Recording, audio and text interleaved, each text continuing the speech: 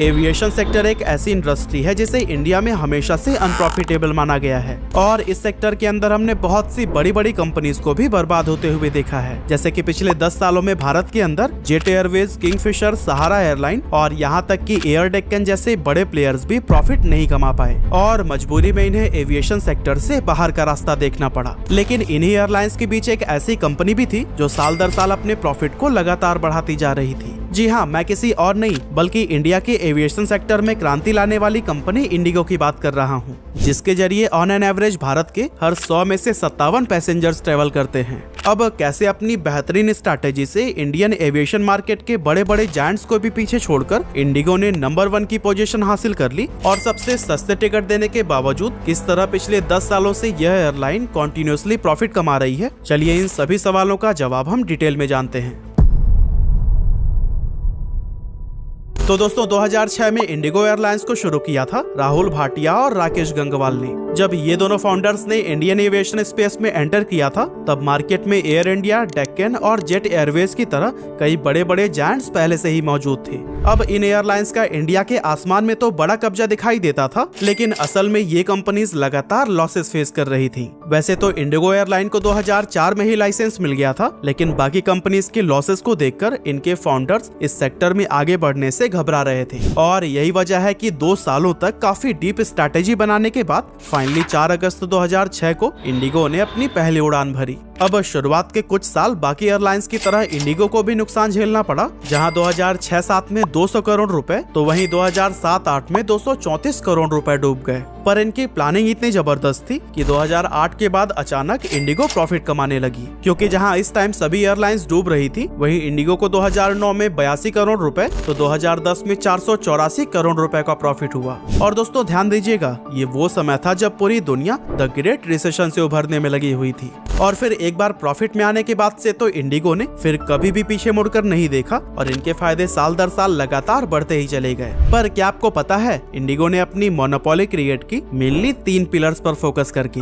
First, low fare, second, being on time और third, delivering a hassle free experience. अब aviation industry में airlines को शुरुआत करने के लिए पानी की तरह पैसे बहाने पड़ते हैं, लेकिन यहाँ पर जो पहले से मौजूद एयरलाइंस थे वो भी अपने टिकट प्राइस पर नाम मात्र का ही प्रॉफिट कमा पा रहे थे। ऐसे में इंडिगो के लिए चैलेंज ये था कि उन्हें पहले तो मार्केट के एग्जिस्टिंग एयरलाइन से कम प्राइस पर टिकट ऑफर करने थे और दूसरा खुद को प्रॉफिट में भी रखना था। वैसे तो यह काम किसी भी नए एयरलाइन के लिए बहुत कठिन था, लेकिन इंडिगो ने ऐसा करके दिखा दिया। पर किया कैसे, ये समझने के लिए हमें वापस 2005 में चलना पड़ेगा, जब इंडिगो अपना बिजनेस मॉडल प्लान कर रहा था। उस समय इसने एयरबस को 100 एयरक्राफ्ट का बल्क ऑर्डर दिया था, जिसकी ऑर्डर वैल्यू थी $6 बिलियन और ये उस टाइम एविएशन हिस्ट्री की सबसे बड़ी डील थी। अब एयरबस के एयरक्राफ्ट 1988, 90 और 92 में इंडिया के अंदर कई बड़ी दुर्घटना के शिकार हो गए थे, इसीलिए बाकी कंपनी सिर्फ बोइंग एयरक्राफ्ट को ही खरीदना प्रेफर करती थी और एयरबस को इंडियन मार्केट से अलविदा कहना पड़ गया था। लेकिन सवाल यह है कि राहुल भाटिया और राकेश गंगवाल ने एयरबस के एयरक्राफ्ट को खरीदने का रिस्क ही आखिर क्यों लिया? एक्चुअली दोस्तों, इसके पीछे भी बहुत सोची समझी चाल थी। असल में अपने एयरक्राफ्ट्स की सारी प्रॉब्लम्स पर काम करके उसे फिक्स करने के बाद एयरबस इंडियन मार्केट में री एंटर करने का एक गोल्डन चांस तलाश रहा था। ऐसे में जब उसे इंडिया से 100 एयरक्राफ्ट का बल्क ऑर्डर मिला तो उसने उस ऑर्डर पर एक बहुत बड़ा डिस्काउंट भी दिया और कुछ रिपोर्ट्स का तो कहना है कि ये डिस्काउंट 50% तक था। अब इससे आप अंदाजा लगा ही सकते हैं कि इंडिगो को कितना ज्यादा प्रॉफिट हुआ होगा।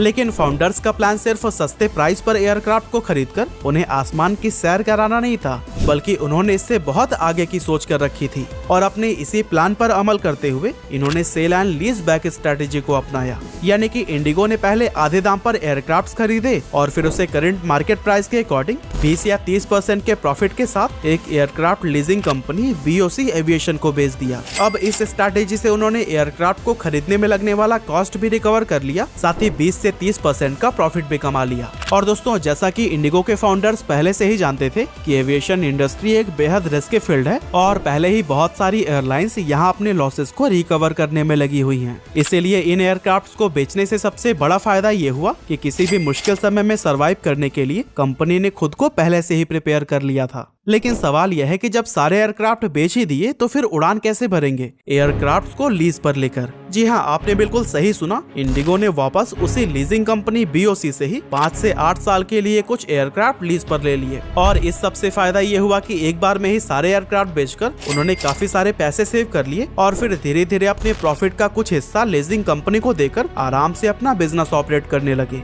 अब आप में से काफी सारे लोगों के मन में ये सवाल आएगा कि किंगफिशर भी तो लीज पर ही एयरक्राफ्ट को लेता था, फिर उसने प्रॉफिट क्यों नहीं कमाया? असल में इसकी वजह थी उसकी सर्विसेज। किंगफिशर लोगों को एक लग्जरी ट्रेवलिंग एक्सपीरियंस ऑफर करने पर फोकस कर रहा था, जिस वजह से उसे प्लेन के अंदर फूड, एंटरटेनमेंट सिस्टम और कई तरह की चीजें भी कैरी करनी पड़ती थी और इसकी वजह से प्लेन का फ्यूल कॉस्ट बढ़ जाता था। साथ ही लग्जरी चीजों को प्रोवाइड करने में भी काफी खर्च होते थे। ऐसे में न चाहकर भी कंपनी को टिकट का प्राइस बढ़ाना ही पड़ता था। अब इंडिया एक ऐसा देश है जहाँ लोगों को लग्जरी चीजें तो बहुत पसंद आती है, लेकिन उसके लिए एक बड़ा अमाउंट पे करना उन्हें बिल्कुल नहीं भाता। यही वजह थी कि किंगफिशर लग्जरी एक्सपीरियंस देने के बावजूद कभी भी प्रॉफिट मेकिंग बिजनेस नहीं बन पाया और विजय माल्या को कर्जे में डुबो दिया। वहीं अगर हम इंडिगो की बात करें तो उसने एक्स्ट्रा फैसिलिटीज को रिमूव करके सिर्फ उन्हीं पर अपना फोकस रखा जिसकी जरूरत सच में पैसेंजर्स को पड़ती है। इससे प्लेन का फ्यूल कॉस्ट काफी रिड्यूस हो गया। इसके अलावा इंडिगो ने कम स्टाफ के साथ बेस्ट सर्विस भी प्रोवाइड करने की कोशिश की।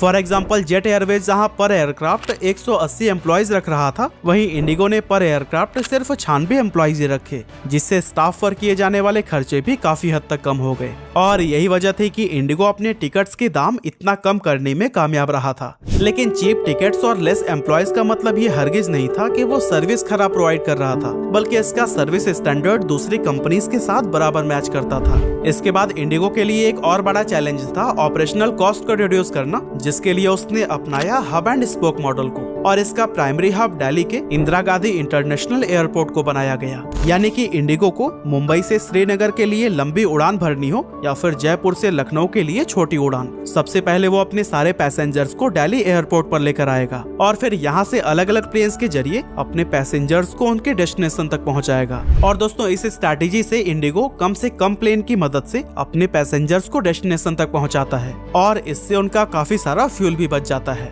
2011 में इंडिगो ने एयरबस को दोबारा 180 एयरक्राफ्ट का ऑर्डर दिया और इंटरनेशनल फ्लाइट्स भी स्टार्ट कर दी। एक्चुअली इंडिगो यह काम पहले भी कर सकती थी, लेकिन इंटरनेशनल फ्लाइट के परमिशन के लिए यह जरूरी होता है कि वो एयरलाइन अपने देश में पहले 5 साल ऑपरेट कर चुकी हो। इंडिगो ने आगे के कुछ साल ज्यादा से ज्यादा पैसेंजर्स को अपनी तरफ अट्रैक्ट करके उन्हें अपना लॉयल कस्टमर बनाने पर फोकस किया। साथ ही कैश रिजर्व की वजह से मार्केट क्राइसिस या फ्यूल के बढ़ते दाम के बावजूद भी इनके बिजनेस पर कोई खास इम्पैक्ट नहीं पड़ा।